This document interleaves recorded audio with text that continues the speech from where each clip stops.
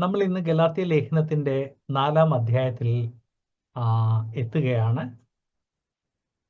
ഞാൻ ഒത്തിരി പ്രാവശ്യം ഓർപ്പിച്ചതുപോലെ ആദ്യമേ നല്ല ഡീറ്റെയിൽഡ് ഒരു ഇൻട്രൊഡക്ഷൻ, അത് കഴിഞ്ഞ് ഉപദേശം, പ്ലസ് ഉപദേശം കഴിഞ്ഞ് ഉപദേശത്തിന്റെ ആപ്ലിക്കേഷൻ, പ്ലസ് പ്രായോഗിക ജീവിതം. ഇങ്ങനെയാണ് ഓൾമോസ്റ്റ് എല്ലാ ലേഖനങ്ങളിലും ദൈവാത്മാവ് ലേഖനങ്ങൾ എഴുതിപ്പിച്ചിരിക്കുന്നത്. അപ്പൊ 3-ാം അധ്യായത്തിൽ നമ്മൾ നീതീകരണമായിട്ട് ബന്ധപ്പെട്ട ഉപദേശവും അതിന്റെ പശ്ചാത്തലം എല്ലാം കണ്ടു കഴിഞ്ഞ് 4-ാം അധ്യായത്തിൽ എത്തുകയാണ്. 4-ാം അധ്യായം നമ്മളെ ഉപദേശത്തിന്റെ പ്രായോഗിക വശത്തെക്കുറിച്ച് നമുക്ക് എക്സ്പ്ലെയിൻ ചെയ്തു തരുന്നു. 4-ാം അധ്യായത്തിന്റെ മെയിൻ വിഷയം നാം മക്കളും അനന്തരാവകാശികളുമാണ്. Sons and heirs. 4 സെക്ഷനായിട്ട് ഈ അധ്യായം ഡിവൈഡ് ചെയ്യാൻ സാധിക്കും. ഒന്നാമത്തെ സെക്ഷൻ അടിമയിൽ നിന്ന് മക്കളായി തീരുന്നു.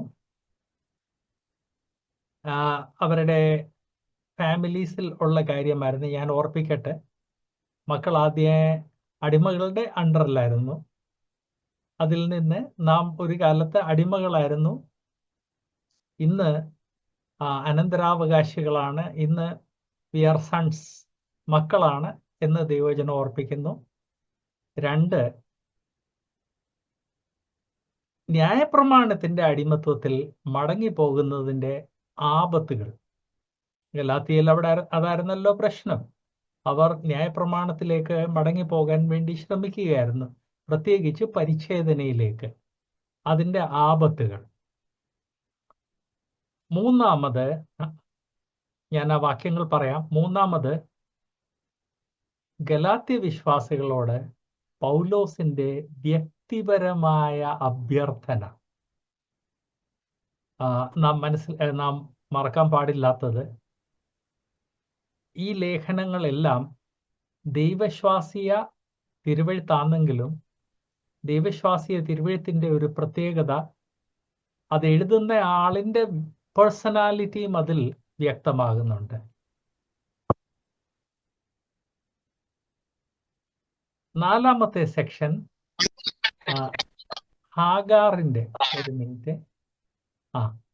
ഹാഗറിന്റെ ഉദാഹരണം, സാറയുടെ ഹാഗറിന്റെ ഉദാഹരണം. ഞാൻ ഇനി ആ സെക്ഷൻസിന്റെ വാക്യങ്ങൾ പറയട്ടെ. ഗലാത്യർ 4-ന്റെ 1-ാമത്തെ സെക്ഷൻ അടിമയിൽ നിന്ന് മക്കളും അനന്തരാവകാശികളും. ഗലാത്യ ലേഖനം 4-ാം അധ്യായം 1 തൊട്ട് 7 വരെയുള്ള വാക്യം ഈ വിഷയം നമ്മളെ ഓർപ്പിക്കുന്നു. 2-ാമത്തെ സെക്ഷൻ അടിമത്വത്തിലേക്ക് മടങ്ങിപ്പോകുന്നതിന്റെ ആപത്തുകൾ. 8-ാം വാക്യം തൊട്ട് 11-ാം വാക്യം. 3-ാമത്തെ സെക്ഷൻ ഗലാത്യ വിശ്വാസികളോട് പൗലോസിന്റെ വ്യക്തിപരമായ അഭ്യർത്ഥന. ഞാൻ ഓർപ്പിച്ചതുപോലെ ദൈവവചനം ദൈവാത്മാവിന്റെ പ്രേരണയാൽ എഴുതപ്പെട്ടതാണെങ്കിലും എഴുതുന്ന ആളുകൾക്ക് അവരുടെ വ്യക്തിപരമായ അപ്പീൽസ്, ഇതൊക്കെ എക്സ്പ്രസ് ചെയ്യാൻ വേണ്ടി ദൈവാത്മാവ് അനുവദിച്ചിട്ടുണ്ട്. അങ്ങനെ ചെയ്തതും ദൈവാത്മാവിന്റെ ഗൈഡൻസിലായിരുന്നെന്നുള്ളത് നാം മറക്കരുത്. അപ്പൊ 3-ാം സെക്ഷൻ പൗലോസിന്റെ വ്യക്തിപരമായ അഭ്യർത്ഥന, 12 തൊട്ട് 20 വരെയുള്ള വാക്യങ്ങൾ.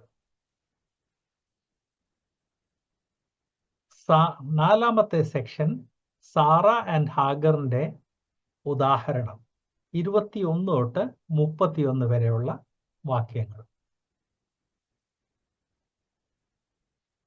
കഴിഞ്ഞ 3 അധ്യായങ്ങളിൽ ന്യായപ്രമാണം ഒരു സ്ലേവ് ടീച്ചർ, പൈഡാഗോഗോസ് ആയിരുന്നു എന്ന് ദൈവാത്മാവ് സ്ഥാപിച്ചിട്ടുണ്ട്. പൈഡാഗോഗോസ് എന്ന് പറഞ്ഞു കഴിഞ്ഞാൽ അടിമകളിൽ നിന്ന് മക്കളെ പഠിപ്പിക്കുകയും പരിശീലിപ്പിക്കുകയും ചെയ്യുന്ന പ്രധാന അടിമ. സഭായുഗത്തിന് മുൻപ് 2 യുഗങ്ങൾ ഉണ്ടായിരുന്നെന്ന് നമുക്കറിയാം.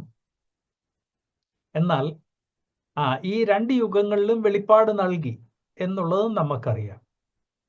ഞാൻ ആവർത്തിച്ച് പറഞ്ഞിട്ടുള്ളതുപോലെ വെളിപ്പാട് നൽകി എന്നുള്ളതിൻ്റെ നല്ല ഉദാഹരണമാണ് മോശയിൽ കൂടെ ദൈവാത്മാവ് 6 പുസ്തകങ്ങൾ നൽകിയത്. മോശയ്ക്ക് മുൻപുള്ള യുഗത്തിൽ വെളിപ്പാട് നൽകി എന്നുള്ളതിൻ്റെ ഒരു നല്ല ഉദാഹരണമാണ് ഹാനോക്ക്. ഹാനോക്ക് ജീവിച്ചിരുന്നിടത്തോളം കാലം ദൈവവചനം പഠിപ്പിക്കുകയായിരുന്നു ചെയ്തത്.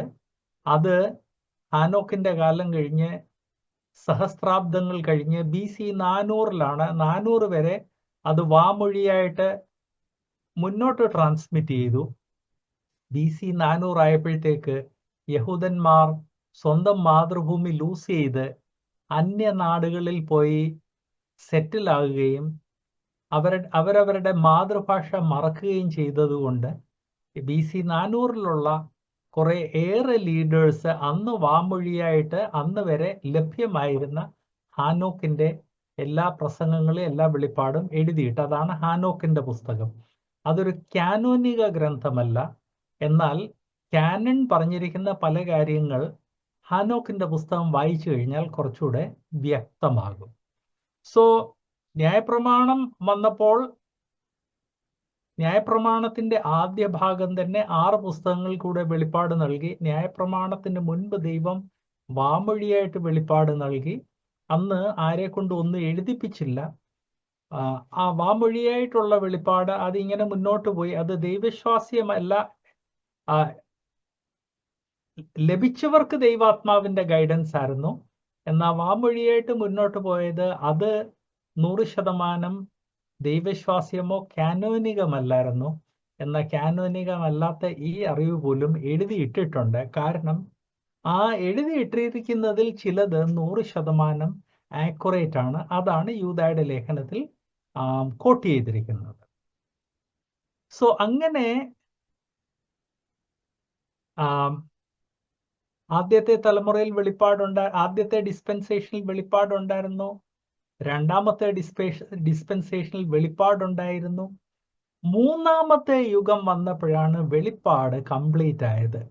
അതിനെക്കുറിച്ച് എബ്രായ ലേഖനം 1-ാം അധ്യായത്തിൽ ദൈവാത്മാവ് പറയുന്നത്, എബ്രായ ലേഖനം 1-ാം അധ്യായം 1-ാം വാക്യം തൊട്ട് ദൈവാത്മാവ് പറയുന്നത്, ദൈവം പണ്ട് ഭാഗമായിട്ടും വിവിധമായിട്ടും പ്രവാചകന്മാർ മുഖാന്തരം പിതാക്കന്മാരോട് അരുളി ചെയ്തിട്ട് ഈ അന്ത്യകാലത്ത് പുത്രൻ മുഖാന്തരം നമ്മളോട് അരുളി ചെയ്തിരിക്കുന്നു.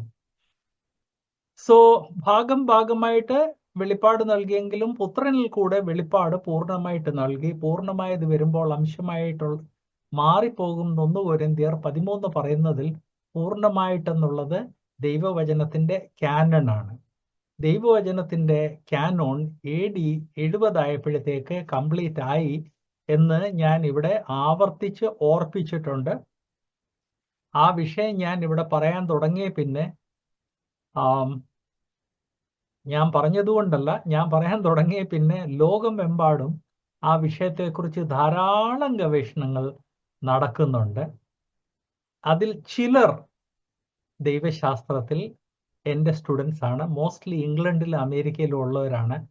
അവരും ഈ വിഷയത്തെക്കുറിച്ച് ഗവേഷണം തുടങ്ങിയിട്ടുണ്ട്. ഗവേഷണം ചെയ്യുന്തോറും ഒരു കാര്യം വ്യക്തമാകുന്നുണ്ട്. ദൈവാത്മാവ് കാനൺ AD 70 മുൻപ് നൽകി. ആൻഡ് AD 70 മുൻപ് തന്നെ അത് കംപ്ലീറ്റ് ആയിരുന്നു. കേരളത്തിൽ ഒരു സഹോദരൻ, ഞാൻ ആ സഹോദരൻ്റെ ഒരു പ്രാവശ്യം എങ്ങാനും കണ്ടു കാണും. ഈയിടെ ആ സഹോദരൻ എനിക്ക് 5 ഓഡിയോസ് അയച്ചു തന്നു.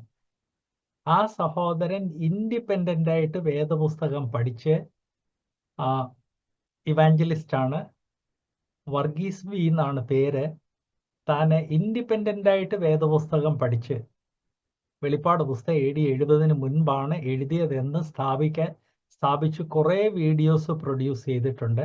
ഞാൻ ആ ബ്രദറിനോട് റിക്വസ്റ്റ് ചെയ്തിട്ടുണ്ട് വീഡിയോസിൽ പറയുന്നത് എല്ലാം ഒരു ബുക്കാക്കി മാറ്റണം, ദൈവജനത്തിന് പ്രയോജനം ഉണ്ടാകുന്നു. സോ അങ്ങനെ AD 70 മുൻപ് അപൂർണമായത് വന്നു കഴിഞ്ഞതോടെ നമ്മൾ അറിഞ്ഞിരിക്കേണ്ട കാര്യങ്ങളെല്ലാം ആദ്യമായിട്ട് കംപ്ലീറ്റ് ആയിട്ട് വരമൊഴിയായിട്ട് ദൈവാത്മാവ് നമുക്ക് തന്നു. അങ്ങനെ നമുക്ക് ലഭിച്ചു കഴിഞ്ഞപ്പോൾ പിന്നെ നാം വിശ്വാസത്താലെയുള്ള നീതീകരണത്തെക്കുറിച്ച് തെറ്റിദ്ധാരണകളിലോട്ട് എടുത്തു ചാടാൻ പാടില്ല.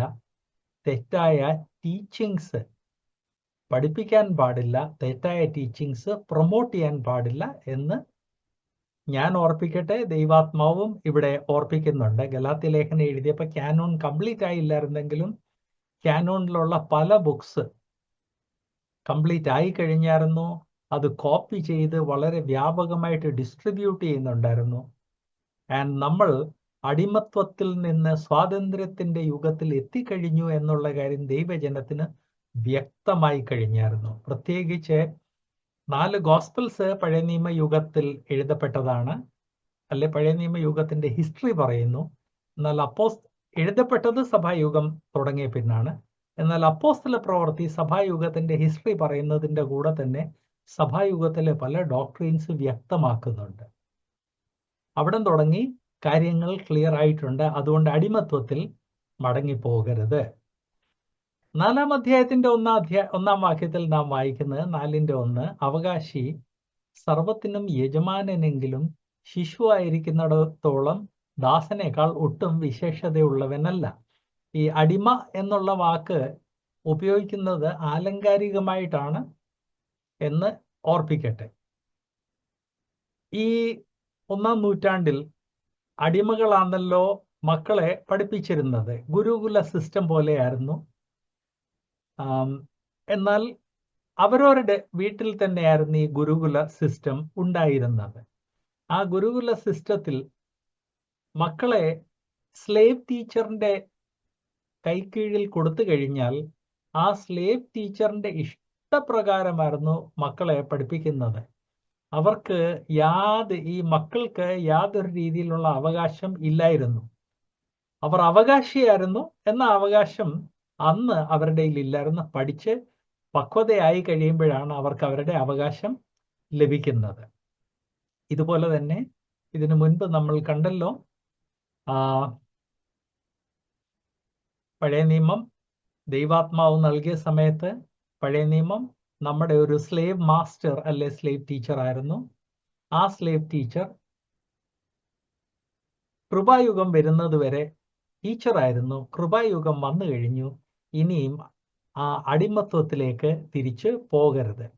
5-ാം അധ്യായത്തിലാണ് സ്വാതന്ത്ര്യത്തിനായി ക്രിസ്തു നമ്മളെ സ്വതന്ത്രരാക്കി അടിമതൂകത്തിൽ പിന്നെയും പെട്ടുപോകരുതെന്ന് ദൈവവചനം ഓർപ്പിക്കുന്നത്.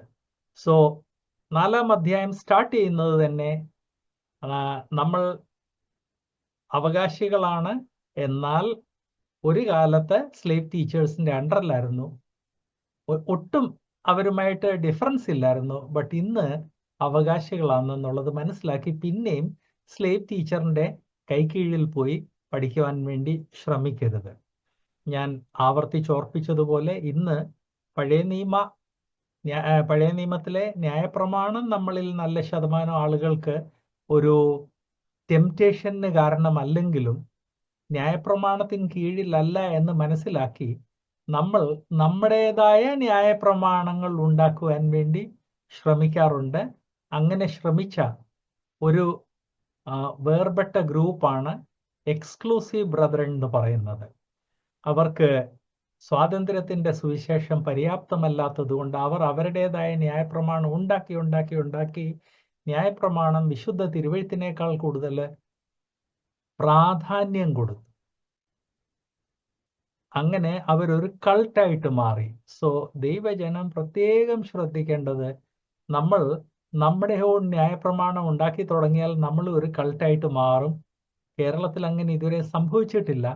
എന്നാൽ ഈ എക്സ്ക്ലൂസീവ് ബ്രദറൻ അവരുടെ ഫൈനാൻഷ്യൽ സപ്പോർട്ടും കൊണ്ട് കേരളത്തിൽ പലർ എക്സ്ക്ലൂസീവ് സഭകൾ സ്ഥാപിച്ചു.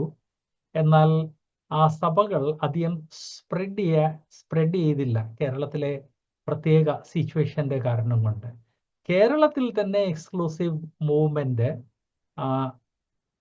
കേരളത്തിൻ്റെതായ എക്സ്ക്ലൂസീവ് മൂവ്മെന്റ് ഉണ്ടായിട്ടില്ല ഇതുവരെ. അത് ദൈവത്തിന്റെ കരുണയാണ്.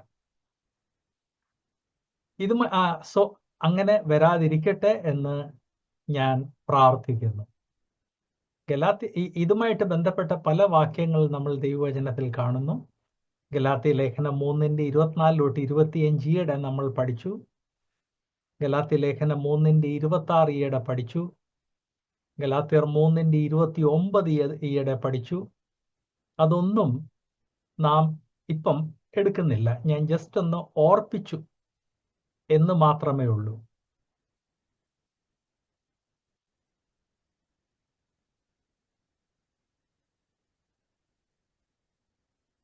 അത് കഴിഞ്ഞ് നാം ഗലാത്യ ലേഖനം 4-ാം അധ്യായം 2-ാം വാക്യത്തിൽ എത്തുന്നു.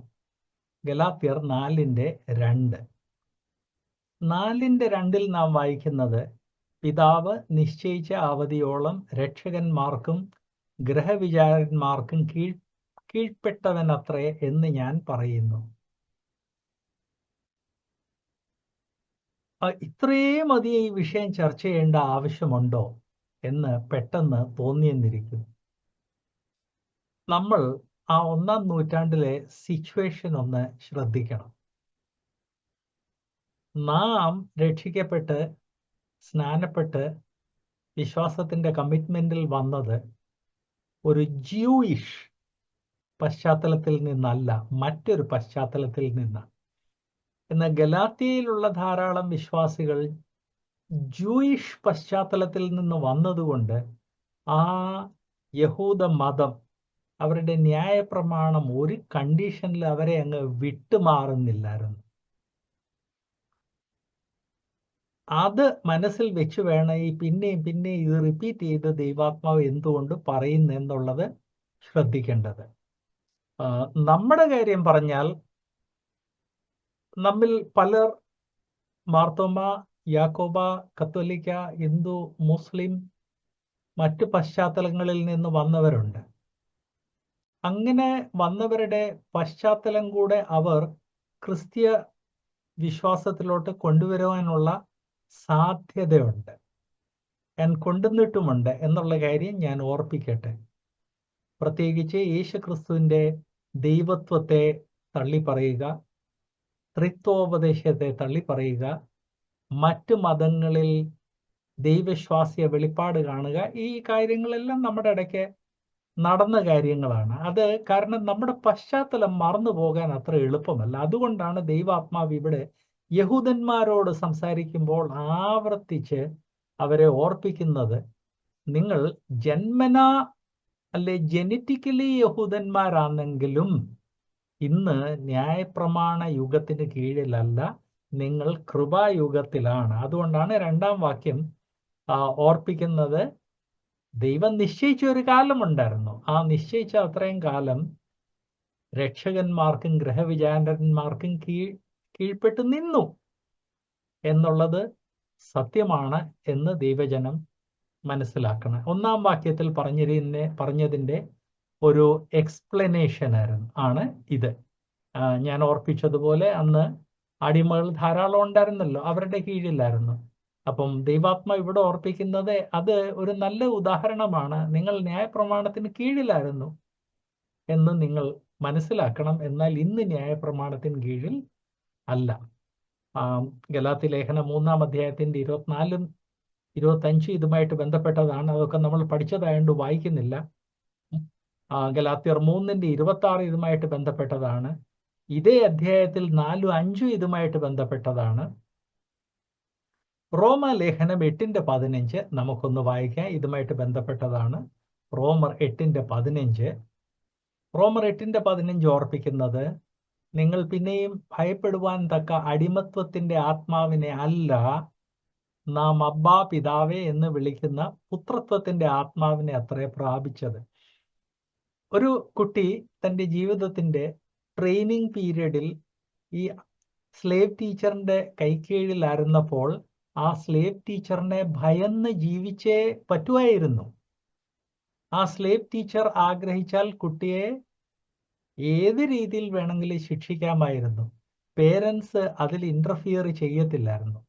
ഇന്ത്യയിലെ ഗുരുകുല സിസ്റ്റത്തെക്കുറിച്ച് ഇവിടെ ആരെങ്കിലും പഠിച്ചിട്ടുണ്ടെങ്കിൽ, അല്ലെങ്കിൽ ആശാൻ മാട്ടയിൽ പോയി പഠിച്ചിട്ട് ഉള്ള ആരെങ്കിലും ഉണ്ടെങ്കിൽ അവർക്കറിയാം, ആശാന് ഒത്തിരിയധികം ഫ്രീഡം ഉണ്ട്.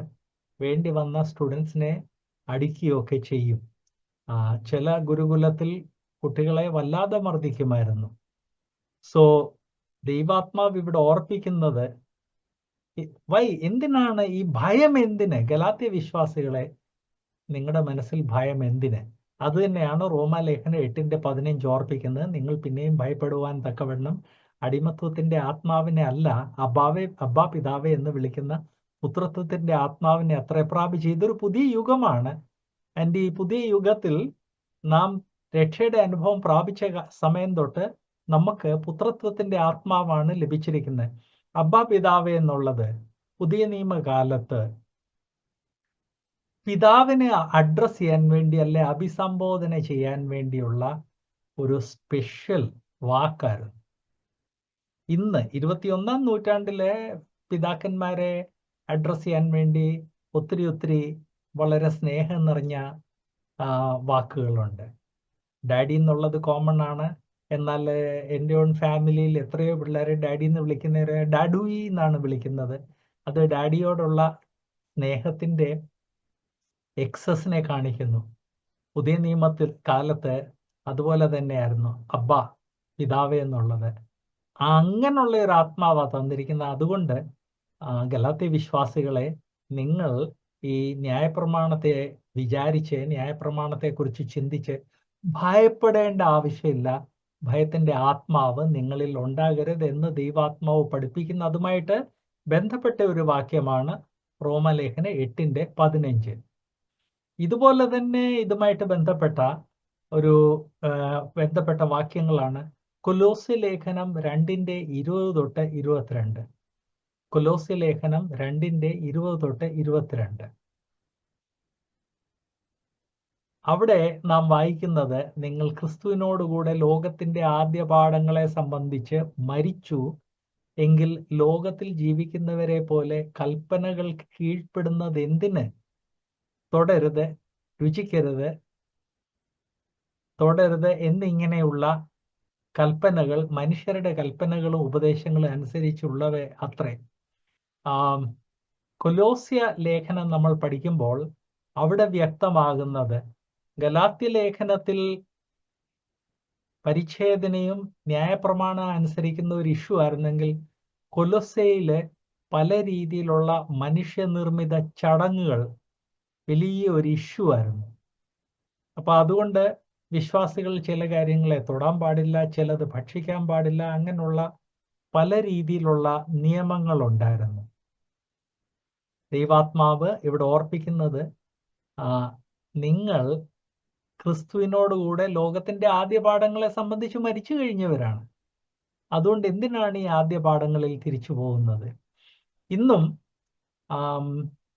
കാപ്പിയും ചായയും പൂർണ്ണമായിട്ട് നിഷേധിച്ചിരിക്കുന്ന ചില ക്രിസ്ത്യൻ ഡിനോമിനേഷൻസ് ഉണ്ട്. മീശ നിഷേധിച്ചിരിക്കുന്ന ചില ഡിനോമിനേഷൻസ് ഉണ്ട്.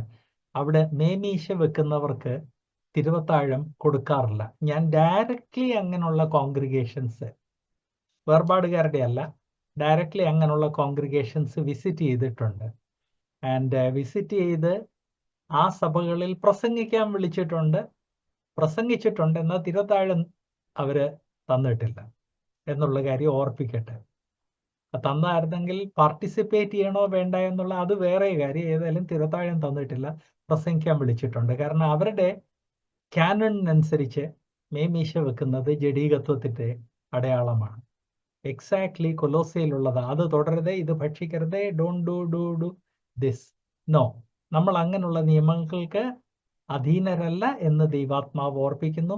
ദൈവജനം ഇങ്ങനെയുള്ള കാര്യങ്ങളൊക്കെ വരുമ്പോൾ ഈ ദൈവവചനത്തിൽ നിന്നുള്ള ഈ വാക്യങ്ങൾ ഒന്ന് ഓർത്തിരിക്കുന്നത് നല്ലതായിരിക്കും. മൂന്നാം അധ്യായം 3-ാം വാക്യം ഗലാത്യർ 4:3 ഓർപ്പിക്കുന്നത്, അതുപോലെ നാമും ശിശുക്കളായിരുന്നപ്പോൾ ലോകത്തിന്റെ ആദിപാഠങ്ങളിൽ കീഴിൽ അടിമപ്പെട്ടിരുന്നു. സോ പാസ്റ്റിൽ അങ്ങനെ ഇരുന്നു. ആരെങ്കിലും ചിലപ്പോൾ ചോദിച്ചെന്നിരിക്കും, അങ്ങനെ ആണെങ്കിൽ പണ്ട് എന്തുകൊണ്ട് ഇങ്ങനെ ചെയ്തു? ഞാൻ ഓർപ്പിച്ചിട്ടുള്ളതുപോലെ ഏത് കാര്യം, ഏത് പ്രസ്താവന വെച്ച് കഴിഞ്ഞാലും കുടുക്ക് ചോദ്യം ചോദിക്കുന്നവരുണ്ട്. അപ്പൊ നമ്മൾ ഇന്ന് അതിന്റെ കീഴിലല്ല എന്ന് പറഞ്ഞു കഴിഞ്ഞാൽ ഉടനെ ആരെങ്കിലും ചോദിക്കും, അങ്ങനെ ആണെങ്കിൽ ഇതിനു മുൻപ് എന്തുകൊണ്ട് അങ്ങനെ ചെയ്തു? ദൈവാത്മാവ് ഓർപ്പിക്കുന്നത് നാമും ശിശുക്കളായിരുന്നപ്പോൾ. കാരണം ഇവരെല്ലാം ഇവരുടെ ജീവിതത്തിന്റെ ഒരു പകുതി ഈ ന്യായപ്രമാണത്തിന് കീഴിലായിരുന്നു. അപ്പോൾ ദൈവാത്മാവ് ഓർപ്പിക്കുന്നത് നാമും ശിശുക്കളായിരുന്നപ്പോൾ ലോകത്തിന്റെ ആദിപാഠങ്ങളിൽ കീഴിൽ അടിമപ്പെട്ടിരുന്നു. ദർ ഇസ് നത്തിങ്, അതിൽ സർപ്രൈസിങ് ആയിട്ടുള്ളതൊന്നുമില്ല. എന്നാൽ അത് നമ്മുടെ ശൈശവമായിരുന്നു. ആ ശൈശവം കഴിഞ്ഞു. പെന്തിക്കോസ്ത് നാളിൽ ദൈവാത്മാവ് വന്നു, ന്യായപ്രമാണ യുഗം മാറ്റി, കൃപായുഗം വന്നു. ആൻഡ് കൃപായുഗം വന്നതോടെ നാം ശിശുക്കളെ പോലെ ആ ന്യായപ്രമാണത്തിന് അടിമകളായിട്ടിരുന്നത് പോലെ അല്ല, ഇന്ന് നമ്മൾ അതിൻ്റെ ആദിപാഠങ്ങളുടെ അടിമകൾ അല്ല. ഈ അതുപോലെ എന്ന് പറയുന്നത് ബേസിക്കലി ഇതിനു മുൻപുള്ള വാക്യങ്ങളെ ഓർപ്പിക്കുവാണ്. നാം ശിശുക്കളായിരുന്നപ്പോൾ എന്നുള്ളത് നാം പ്രത്യേകം ശ്രദ്ധിക്കേണ്ട ഒരു കാര്യമാണ്. ഒരു വ്യക്തി ശിശുവായിട്ട് ജനിച്ചു കഴിഞ്ഞാൽ ക്രമേണ വളരും. അതുമായിട്ട് തുലനം ചെയ്തിരിക്കുകയാണ്. ദൈവം തനിക്ക് വേണ്ടി അബ്രഹാം, ഇസാക്ക്, യാക്കോബിൽ കൂടെ ഒരു പ്രജയെ തെരഞ്ഞെടുത്തു. ആ പ്രജയ്ക്ക് ഫൈനലി ലിഖിത രൂപത്തിൽ ന്യായപ്രമാണം നൽകി. ന്യായപ്രമാണ യുഗത്തിൽ ആരെങ്കിലും രക്ഷിക്കപ്പെടുവാൻ ആഗ്രഹിച്ചെങ്കിൽ യഹൂദന്മാർക്ക് ലഭിച്ചിരുന്ന വെളിപ്പാടിനനുസരിച്ച് അവർ കാര്യങ്ങളെല്ലാം ചെയ്യണമായിരുന്നു. അങ്ങനെ ചെയ്തതായിട്ട് പല ഉദാഹരണങ്ങൾ പഴയ നിയമത്തിൽ നാം കാണുന്നുണ്ട്. അതെല്ലാം ശൈശവമായിരുന്നു. അതാണ് നാമും ശിശുക്കളായിരുന്നപ്പോൾ. ഫൈനലി ഗലാത്യയിലുള്ള വിശ്വാസികൾ മെജോറിറ്റി യഹൂദന്മാരായിരുന്നു. സുവിശേഷം അവിടെ എത്തുന്നതിന് മുൻപ് അവർ ന്യായപ്രമാണത്തിന് കീഴിലായിരുന്നു. അതവരുടെ ശൈശവമായിരുന്നു. അതാണ് നാമും ശിശുക്കളായിരുന്നപ്പോൾ. ശിശുക്കളായിരുന്നപ്പോൾ ലോകത്തിന്റെ ആദിപാഠങ്ങളിൽ പെട്ടിരുന്നു. ഈ ലോകത്തിന്റെ ആദിപാഠങ്ങൾ എന്ന് പറഞ്ഞു കഴിഞ്ഞാൽ അത് ന്യായപ്രമാണത്തെക്കുറിച്ചും ന്യായപ്രമാണവുമായിട്ട് ബന്ധപ്പെട്ട പല കാര്യങ്ങൾ മനുഷ്യരും തന്നെ അങ്ങ് ഡെവലപ്പ് ചെയ്തായിരുന്നു. അതാണ് ലോകത്തിന്റെ ആദിപാഠങ്ങൾ. അത് ഇന്നും യഹൂദന്മാരുടെ മധ്യേ ഉണ്ട് എന്നുള്ള കാര്യം ഞാൻ ഓർപ്പിക്കട്ടെ. അങ്ങനെ ലോകത്തിന്റെ ആദ്യ പാഠങ്ങൾക്ക് കീഴിലായിരുന്നെങ്കിലും ഇന്ന് നമ്മൾ അതിൽ നിന്ന് സ്വതന്ത്രനാണ് എന്ന് ദൈവാത്മാവ് ഓർപ്പിക്കുന്നു. ഈ ലോകത്തിന്റെ ആദ്യ പാഠങ്ങൾ എന്നുള്ളത് ഞാൻ പ്രത്യേകം ഓർപ്പിക്കട്ടെ. കർത്താവായ യേശു ക്രിസ്തു ഈ ലോകത്തിൽ വന്നപ്പം പരീശന്മാരും ശാസ്ത്രിമാരും പിന്നെ കുറേയേറെ ഗ്രൂപ്പ്സ് യഹൂദന്മാരുടെ മധ്യേ ഉണ്ടായിരുന്നു. അതിൽ പരീശന്മാരായിരുന്നു ദൈവവചനത്തിൻ്റെ ശാസ്ത്രിമാരായിരുന്നു ദൈവവചനത്തിൻ്റെ കാവൽക്കാരൻ. അത് കോപ്പി ചെയ്ത് തലമുറയ്ക്ക് ഡിസ്ട്രിബ്യൂട്ട് ചെയ്യുന്ന പരീശന്മാരായിരുന്നു ദൈവവചനം ഇന്നത് പറയുന്നെന്ന് വ്യാഖ്യാനിച്ചുകൊണ്ടിരുന്നത്. കർത്താവ് ഈ ലോകത്തിൽ വന്ന സമയത്ത് തന്നെ പരീശന്മാർ ദൈവവചനത്തിൻ്റെ കൂടെ ധാരാളം കാര്യങ്ങൾ കൂട്ടിച്ചേർത്തിരുന്നു. അതാണ് ലോകത്തിൻ്റെ ആദ്യ പാഠങ്ങൾ. യഹൂദന്മാർ അതെല്ലാം അനുസരിക്കാൻ ബാധ്യസ്ഥരായിരുന്നു. കാരണം പരീശന്മാർ അവരുടെ മതത്തിലെ ഏറ്റവും ഹയസ്റ്റ് ആയിട്ടുള്ള ആളുകളായിരുന്നല്ലോ. എന്നാൽ ഒരു പ്രാവശ്യം കർത്താവ് ഈ കൃപായുഗം തുടങ്ങിയതോടെ അവർ ഈ ആദ്യ പാഠത്തിന് കീഴല്ല എന്ന് ദൈവാത്മാവ് അവരെ ഓർപ്പിക്കുന്നു. കാരണം ന്യായപ്രമാണം അല്ലെങ്കിൽ പരിച്ഛേദന അത്യാവശ്യമാണെന്ന് പറയുന്ന ആളുകൾ ഒരു പ്രാവശ്യം പരിച്ഛേദന ഏറ്റുകഴിഞ്ഞാൽ പിന്നെ ബാക്കി കാര്യങ്ങളോട് അനുസരിക്കണമെന്നുള്ളത് ഇൻസിസ്റ്റ് ചെയ്യും. അതുകൊണ്ടാണ് ദൈവവചനം ഇവിടെ ഓർപ്പിക്കുന്നത്, ലോകത്തിന്റെ ആദ്യ പാഠങ്ങളിൽ പോലും നിങ്ങൾ പെട്ടിരുന്നതിൻ്റെ കാരണം ഇന്നതാണ്. ദൈവം തന്നതിൻ്റെ കൂടെ മനുഷ്യർ കുറേയേറെ ലോകത്തിന്റെ ആദ്യ പാഠങ്ങൾ അതിൻ്റെ കൂടെ കൂട്ടിച്ചേർത്തു. എന്നാൽ പെന്തിക്കോസ്ത് നാളിൽ പരിശുദ്ധാത്മാവ് വരികയും കൃപായുഗം തുടങ്ങിയതോടെ നിങ്ങൾ ഇതിന്റെ ഒന്നും കീഴിലല്ല, മടങ്ങിപ്പോകരുത് എന്ന് ദൈവാത്മാവ് ഓർപ്പിക്കുന്നു. പുതിയ നിയമ യുഗത്തിലെ വിശ്വാസികൾ ഇക്കാര്യങ്ങൾ ആവർത്തിച്ച് അവരോരെ ഓർപ്പിക്കേണ്ടത് ആവശ്യമാണ്. പഴയ നിയമത്തിലെ ഇന്ന് നാം ന്യായപ്രമാണത്തിന് കീഴിലല്ല, ന്യായപ്രമാണത്തിൻ്റെ ഈ ആചാര അനുഷ്ഠാനങ്ങളുണ്ടായിരുന്ന ആ ഭാഗത്തിന് കീഴിലല്ല, ന്യായപ്രമാണത്തിൻ്റെ സാമൂഹിക നിയമങ്ങൾക്ക് കീഴിലല്ല, ന്യായപ്രമാണത്തിൽ തന്നെയുള്ള മൂന്നാമത്തേത് നൈതിക ധാർമ്മിക നിയമങ്ങൾ. നമ്മൾ അതിന് തീർച്ചയായിട്ടും നമ്മൾ അത് അനുസരിക്കേണ്ടതാണ്. എന്നാൽ അതനുസരിക്കുന്നതിൽ കൂടെയല്ല നമ്മൾ നീതീകരണം പ്രാപിക്കുന്നത്. നേരെ മറിച്ച് നമ്മൾ നീതീകരണം പ്രാപിച്ചവരായതുകൊണ്ടും പരിശുദ്ധാത്മാവ് നമ്മളിൽ അധിവസിക്കുന്നതുകൊണ്ടും നാം നമ്മെ തന്നെ പൂർണ്ണമായിട്ട് പരിശുദ്ധാത്മാവിൻ്റെ നിയന്ത്രണത്തിൽ വിട്ടുകൊടുക്കുമ്പോൾ പരിശുദ്ധാത്മാവിൻ്റെ നിറവിൽ കൂടെ ഈ നൈതിക ധാർമ്മിക നിയമങ്ങളെ നാം തന്നെ നമ്മുടെ ജീവിതത്തിൽ പ്രദർശിപ്പിക്കും. ഇത് പുതിയ നിയമം പഴയ നിയമം തമ്മിലുള്ള ഈ അന്തരം വിശ്വാസികൾ ഒന്നുകൂടി വിശ്വാസികളെ ഓർപ്പിക്കട്ടെ. പഴയ നിയമത്തിൽ നൈതിക ധാർമ്മിക നിയമങ്ങൾ ഓർത്തിരുന്ന് ആചരിക്കേണ്ടത് ആവശ്യമായിരുന്നു. പുതിയ നിയമത്തിൽ നൈതിക ധാർമ്മിക നിയമങ്ങൾ നമ്മൾ മനസ്സിലാക്കേണ്ടത് ആവശ്യമാണ്.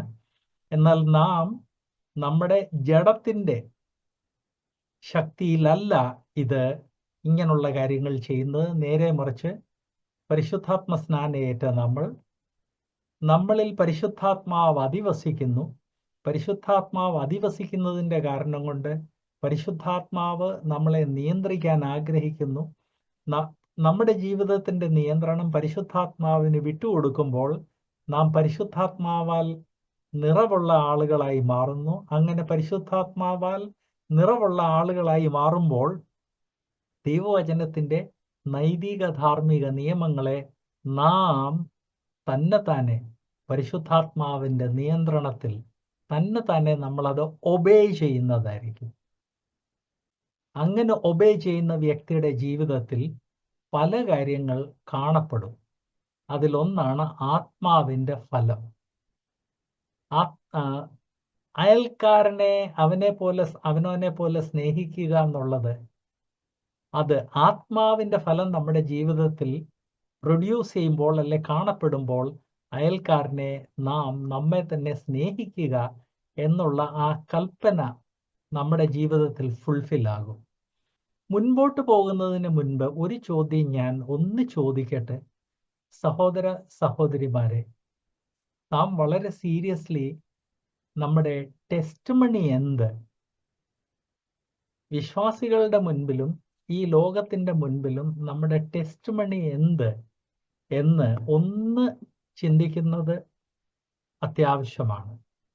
കാരണം പല സ്ഥലത്തും വിശ്വാസികൾ പറയുന്നത് കേട്ടിട്ടുണ്ട്, പുതിയതായിട്ട് വിശ്വസിക്കുന്ന ആളുകളെ എൻ്റെ സഭയിലോട്ട് കൊണ്ടുവരാൻ സാധിക്കത്തില്ല. കാരണം എൻ്റെ സഭയിൽ ഞാൻ അവരെ കൊണ്ടുപോയി കഴിഞ്ഞാൽ അവരുടെ ജീവിതം ഇരട്ടി നാരകീയമായി മാറും. അതുപോലാണ് എൻ്റെ സഭയിലുള്ള ആളുകളുടെ ബിഹേവിയർ. നമ്മിൽ ഓരോരുത്തരും ശ്രദ്ധിക്കേണ്ട ഒരു കാര്യം, ഈ എൻ്റെ സഭ എന്ന് പറഞ്ഞാൽ ഞാനൂടെ ചേർന്നാണല്ലോ ആ സഭ ഫോം ചെയ്യുന്നത്. ഞാനൂടെ ചേർന്ന് നിൽക്കുന്ന ഒരു സഭയിൽ പുതിയ വിശ്വാസികളെ കൊണ്ടുവരാൻ സാധിക്കത്തില്ല. കാരണം ഈ സഭയിലുള്ള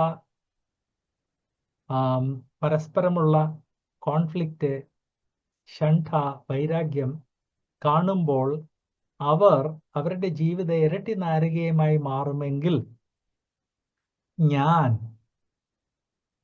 ഈ സഭയിലുള്ള പ്രശ്നങ്ങളിൽ എന്ത് കോൺട്രിബ്യൂട്ട് ചെയ്തിട്ടുണ്ട് എന്ന് നമ്മിൽ ഓരോരുത്തരും ചോദിക്കേണ്ടത് ആവശ്യമാണ്. ഇല്ല ബ്രദറെ, ഞാൻ അതിലൊന്നും പാർട്ടിസിപ്പേറ്റ് ചെയ്തിട്ടില്ല എന്ന് ചിലപ്പോൾ നിങ്ങൾ പറഞ്ഞു തന്നിരിക്കും. ഓക്കെ, പാർട്ടിസിപ്പേറ്റ് ചെയ്തിട്ടില്ല.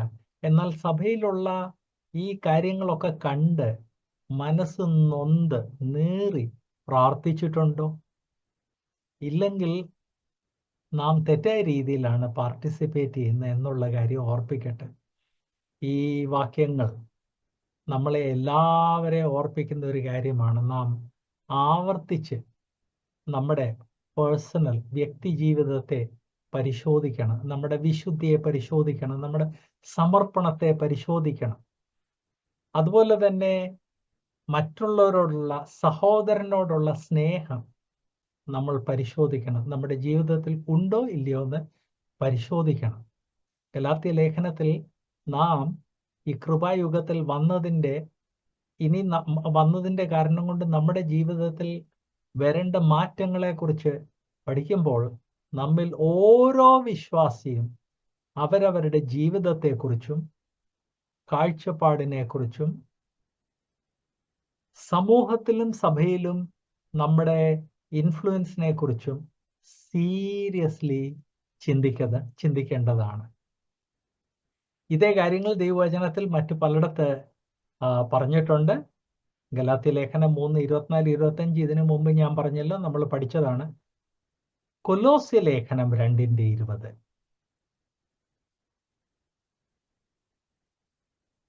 കൊലോസ്യർ 2:20 ക്രിസ്തുവിനോടുകൂടെ ലോകത്തിന്റെ ആദ്യ പാഠങ്ങളെ സംബന്ധിച്ച് മരിച്ചുവെങ്കിൽ ലോകത്തിൽ ജീവിക്കുന്നവരെ പോലെ കൽപ്പനകൾക്ക് കീഴ്പ്പെടുന്നത് എന്തിന്? കൊലോസ്യയിൽ അത് വലിയൊരു പ്രശ്നമായിരുന്നെന്ന് ഞാൻ ഓർപ്പിച്ചല്ലോ. ദൈവാത്മാവ് ഓർപ്പിക്കുന്നത്, നിങ്ങൾ ക്രിസ്തുവിനോടുകൂടെ ലോകത്തിന്റെ ആദ്യ പാഠങ്ങൾക്ക് വേണ്ടി മരിച്ചവരാണ്. വിശ്വാസികളായ 21-ാം നൂറ്റാണ്ടിലെ വിശ്വാസികളെ നമ്മൾ ഓർക്കേണ്ടത്, നാം ലോകത്തിലെ ആദ്യ പാഠങ്ങൾക്ക് വേണ്ടി മരിച്ചവരാണ്. അതുകൊണ്ട് ലോകത്തിൽ ജീവിക്കുന്നവരെ പോലെ ഈ മനുഷ്യനിർമ്മിത കൽപ്പനകൾക്ക് കീഴ്പ്പെടരുത്. റോമാലേഖനം 8:15 അബ്ബ പിതാവേ എന്നുള്ള കാര്യം നമ്മളെ ഓർപ്പിക്കുന്നു. റോമർ 8:15.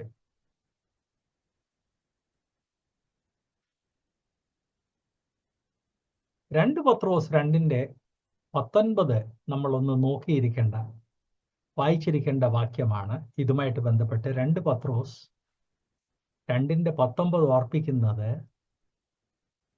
അവർ സ്വാതന്ത്ര്യം വാഗ്ദത്തം ചെയ്യുന്നെങ്കിലും തങ്ങൾ തന്നെ നാശത്തിന്റെ ദാസന്മാർ ആകുന്നു. ഒരുത്തനെ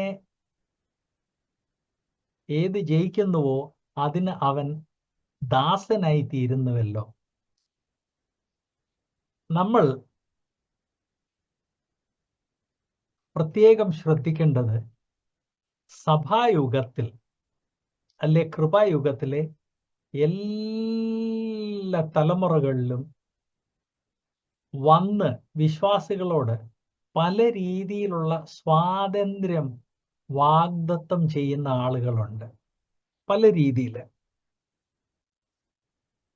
നിങ്ങളിൽ ചിലർക്ക് ഓർമ്മയുണ്ടായിരിക്കും, ഞാൻ ചില വർഷങ്ങൾക്ക് മുൻപ് ലൈഫ് റിന്യൂവൽ സെമിനാർ എന്നും പറഞ്ഞ ഒരു സെമിനാർ വിശ്വാസികൾ അതിൽ പങ്കുചേരരുതെന്നും പറഞ്ഞൊരു ക്രൂസൈഡ് നടത്തിയായിരുന്നു.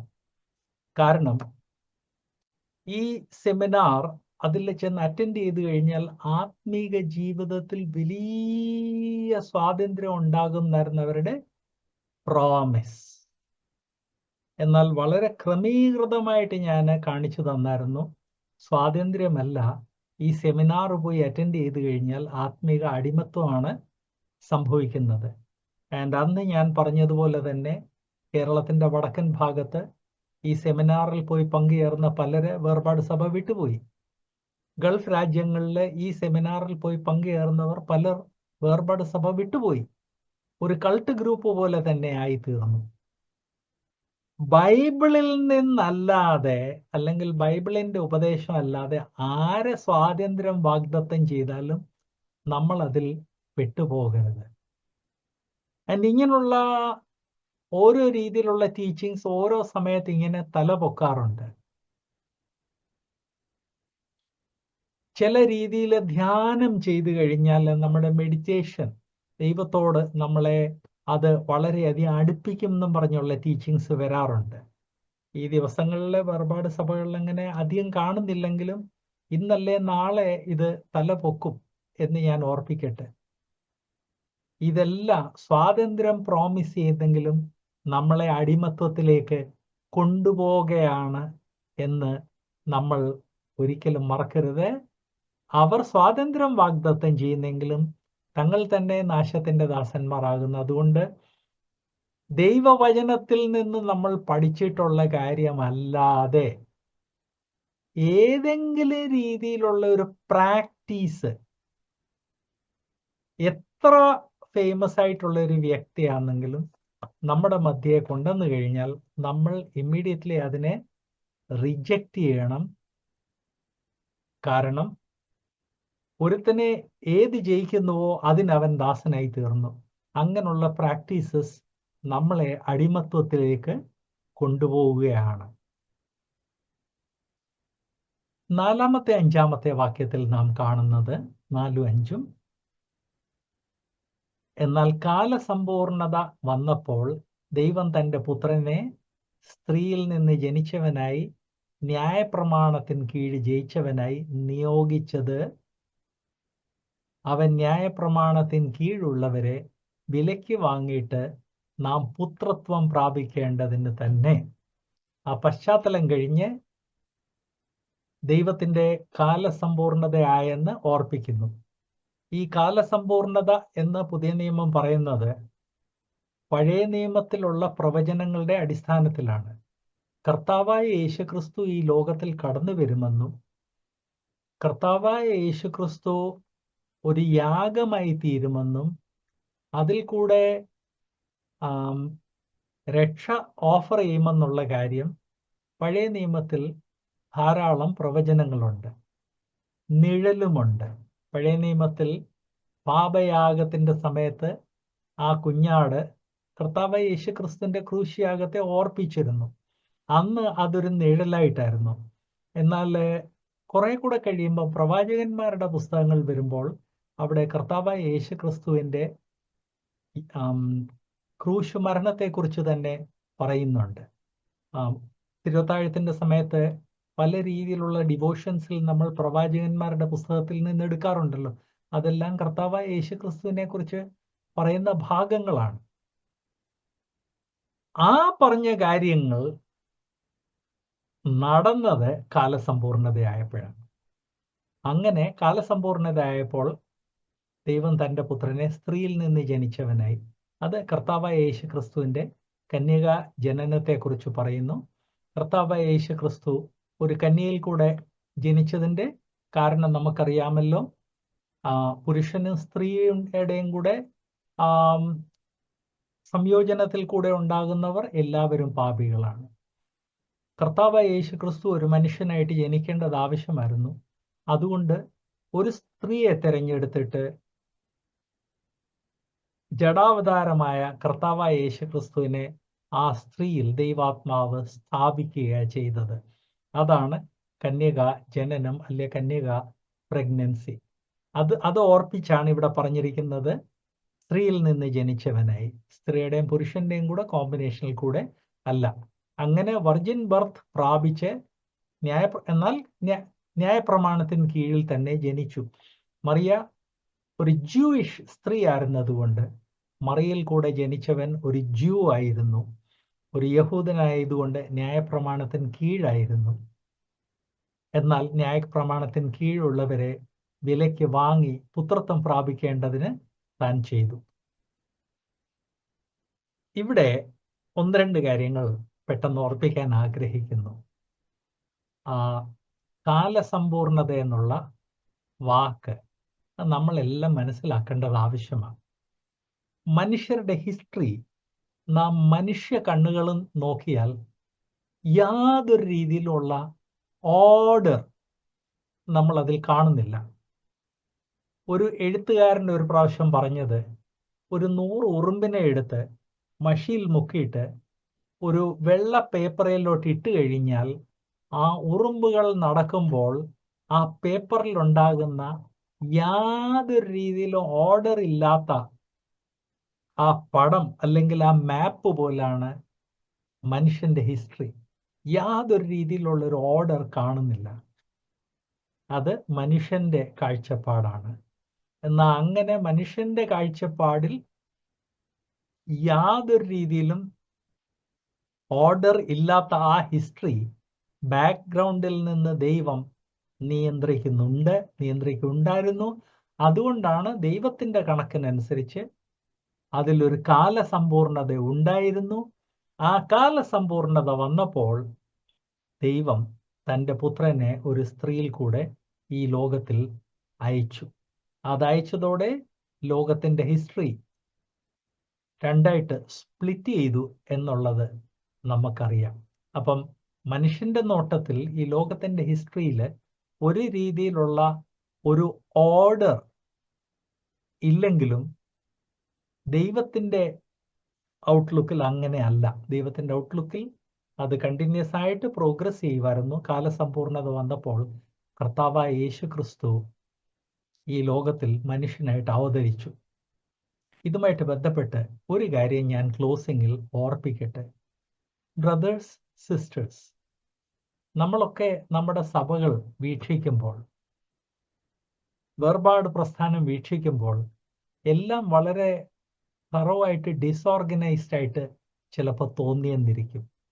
എന്നാൽ അങ്ങനെ മനുഷ്യന്റെ നോട്ടത്തിൽ യാതൊരു ഓർഡർ ഇല്ലാത്ത ആ സിസ്റ്റം ദൈവത്തിൻ്റെ നിയന്ത്രണത്തിലാണെന്നും ദൈവത്തിൻ്റെ നിയന്ത്രണത്തിലായതുകൊണ്ട് എല്ലാ കാര്യത്തിനും ഒരു കാലസമ്പൂർണത ഉണ്ട് എന്നുള്ളത് മനസ്സിലാക്കി നാം ഓരോരുത്തരും നമ്മുടെ ജീവിതം, നമ്മുടെ ലൈഫ് കർത്താവിൻ്റെ കയ്യിൽ ഏൽപ്പിക്കേണ്ടതാണ്.